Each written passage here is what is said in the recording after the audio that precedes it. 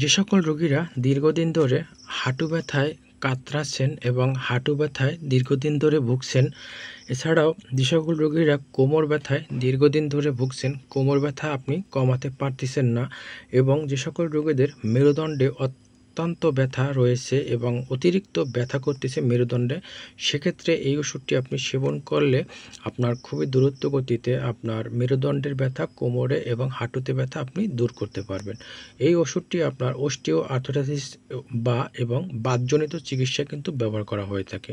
যে সকল রোগীদের রিউমাটিক আর্থ্রাইটিস এর সমস্যা আছে, সেক্ষেত্রে এই ওষুধটি অত্যন্ত গুরুত্বপূর্ণ ভূমিকা পালন করে এবং অত্যন্ত দ্রুত গতিতে আপনার এই জয়েন্টে, মাজায়, হাঁটুতে কোমর ব্যথা দূর করে দেয়।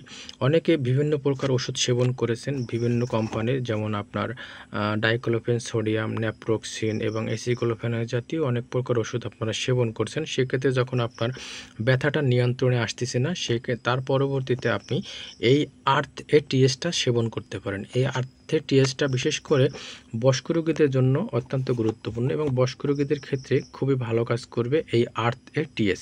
আর এই ট্যাবলেটটি আপনি যে কোনো ফার্মেসিতে পাবেন। আর এই ওষুধটির দাম মাত্র 16 টাকা। এক পিস ওষুধের দাম মাত্র 16 টাকা। এই ওষুধটি বিশেষ করে 3 বেলা সেবন করতে হয়, সকালে একটি এবং দুপুরে একটি, রাতে একটি, বিশেষ করে খাবার পরে। এই ওষুধটি বয়স্ক রোগীদের ক্ষেত্রে কিন্তু খুবই দ্রুত কাজ করবে। অনেক সময় 12 বছর 16 বছর যারা খেয়ে থাকেন তাদের ক্ষেত্রে কিন্তু অতিরিক্ত কাজ করে না, কিন্তু বয়স্ক রোগীদের ক্ষেত্রে কিন্তু অত্যন্ত গুরুত্বপূর্ণ এবং খুবই দ্রুত কাজ করবে বয়স্ক রোগীদের ক্ষেত্রে। এই ওষুধটি আপনারা যে কোনো ফার্মেসিতেই পেয়ে যাবেন। এই ওষুধটি পার্শ্বপ্রতিক্রিয়া বলতে আপনার বমি বমি ভাব হতে পারে আপনার, এবং আপনার গ্যাস্ট্রিকের সমস্যাটা দেখা দিতে পারে এবং পেট জ্বালাপোড়া করতে পারে। যেহেতু এটা একটা পেন কিলার জাতীয় ওষুধ, সেক্ষেত্রে এই ওষুধটির পাশাপাশি অবশ্যই একটা গ্যাস্ট্রিকের ওষুধ আপনারা সেবন করবেন। আর এই ওষুধটি গর্ভকালীন অবস্থায় খেতে পারবেন, তবে একজন চিকিৎসকের পরামর্শ নিয়ে তারপরে খাবেন, কারণ গর্ভকালীন অবস্থা নিয়ে কখনোই মজা করতে হয় না। আর এই ওষুধ, বিশেষ করে এই ওষুধটি সেবন করার আগে যে কোনো একজন চিকিৎসকের পরামর্শ নিয়ে তারপরে সেবন করবেন।